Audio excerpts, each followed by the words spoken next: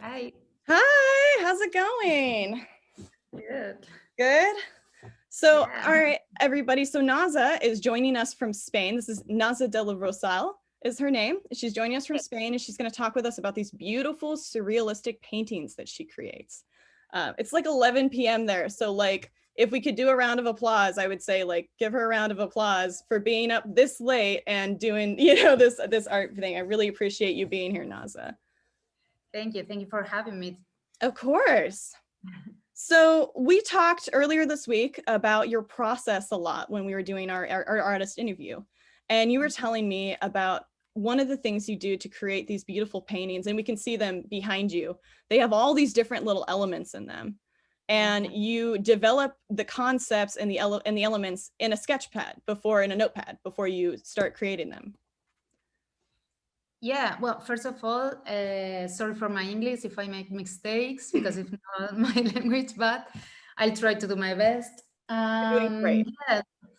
Yeah. Thank you. Yeah. What I normally do is that I I normally draw a lot, like crazy. And then when I'm thinking on a new canvas, like this one here, on all of them, I normally think on a concept on what I want to do. So I think on the elements that I have in all my drawings in my sketchbook, and then I make the composition in digital, like in Photoshop or yeah, when I'm totally sure of that I'm happy with that, then I put it on the canvas. I take it in that there. And yeah, I well, the first thing is always to choose the background and the background color that, and having that, then I get really crazy thinking on the colors. It takes me a lot, Mhm. like a lot of time to think on the colors that I will be using. And yeah, so this is So the result. you develop each of the elements. Can we do a screen share now actually and show, because the details, we're kind of missing the details since the photos are so, or the paintings are so far behind you. So let's bring up that lovely screen share image of one of your paintings so we can talk about the elements in it. Yeah, Okay, can you here. see? And what's the name of this piece? This one is air.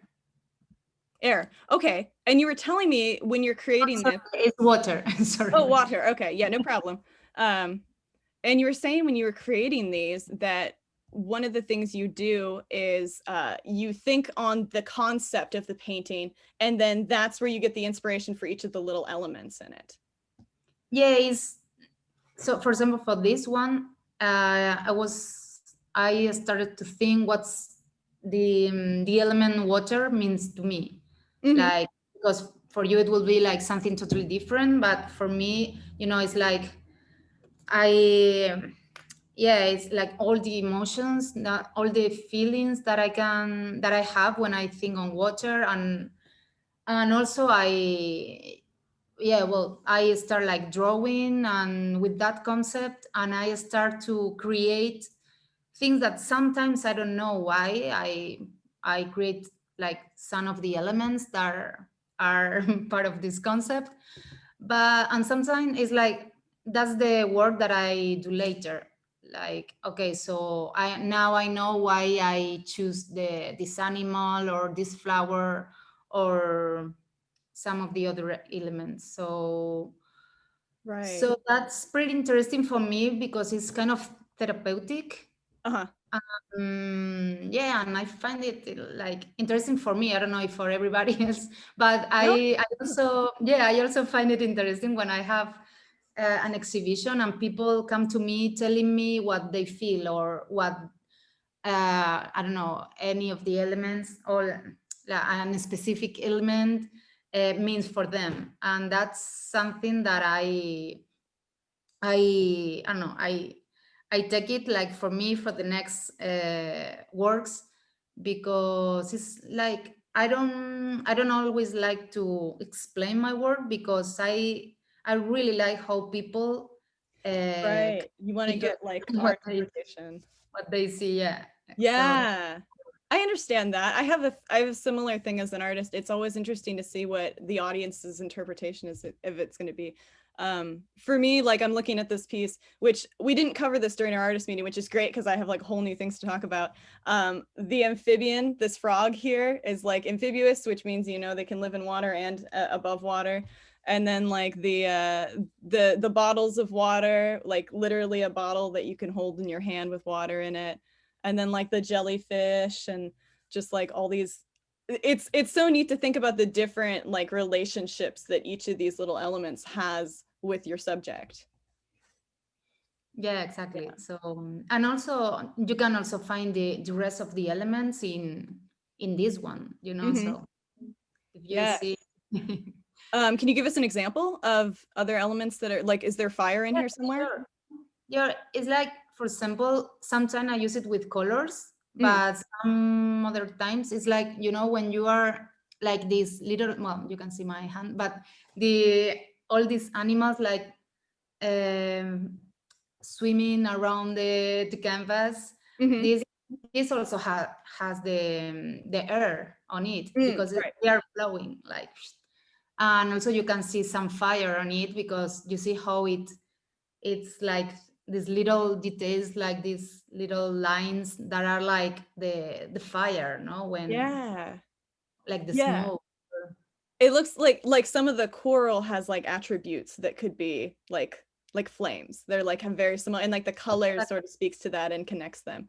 So you have a series of these that you're doing. You've got the water, and then you also have an air one, and I saw a fire one is the one you have on the easel behind you. And so it's like they all kind of connect to each other too within the elements that are included in them. Yeah, that's really awesome. Can you show us, so you're going to be selling on your Etsy shop, you have originals, but you also have prints. Can you show us one of the prints you've got? Oh, that's beautiful. Yeah. Oh, well, thank you. And this is And the fire guy. I love the little, to me, this looks like a cat that's in the middle of this piece a little cat with or fire in his eyes.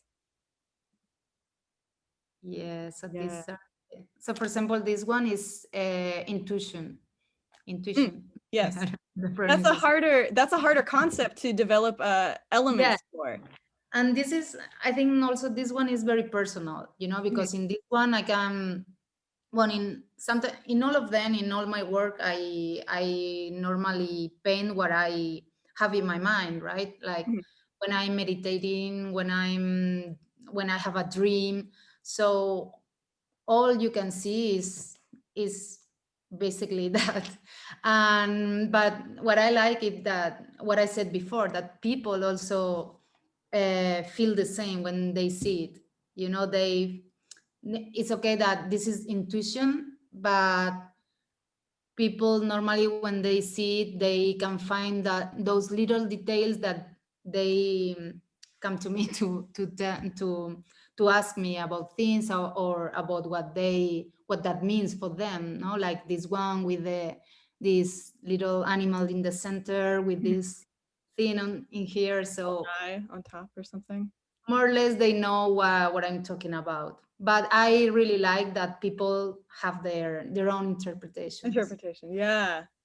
Oh, that's so beautiful. And it really speaks to like the relationship that you have with the viewer too, which Yeah, yeah, I think is that's what I'm interested in. right, which is yeah, it's one of the reasons that we become artists is because we want to have that connection and we connect with people through a visual medium. Exactly. Yeah.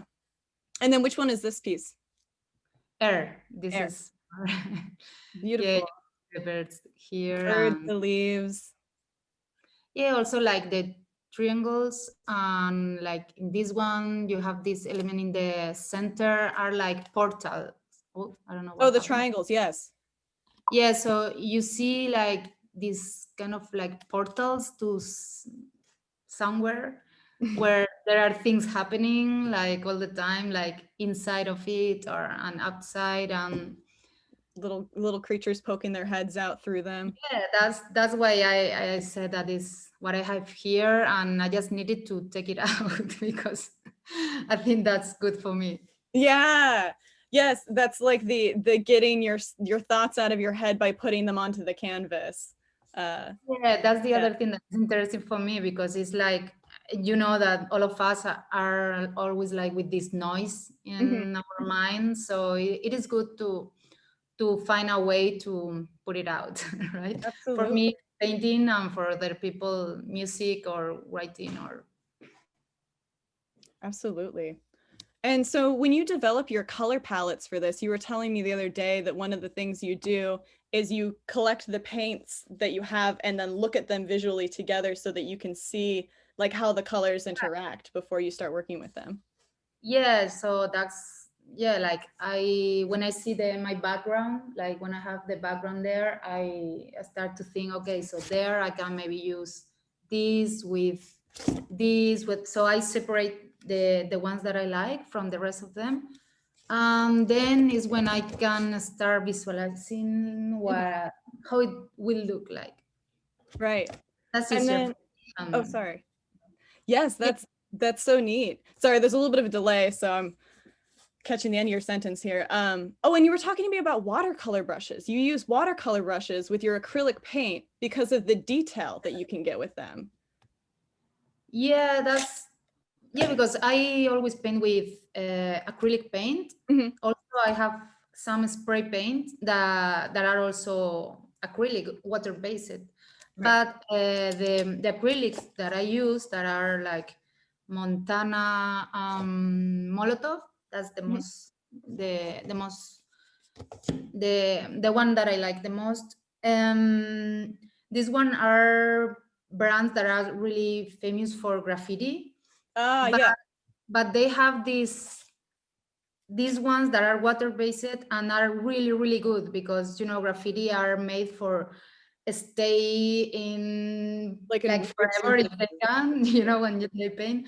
So these brands are doing it really good with pigment, so they have a really good density like with pigments, so and are really really fluid Oh, like. wow. Yeah, of So course. that's why I like to use these like watercolor, normally the Van Gogh ones, like these are for watercolors and are like really good for me.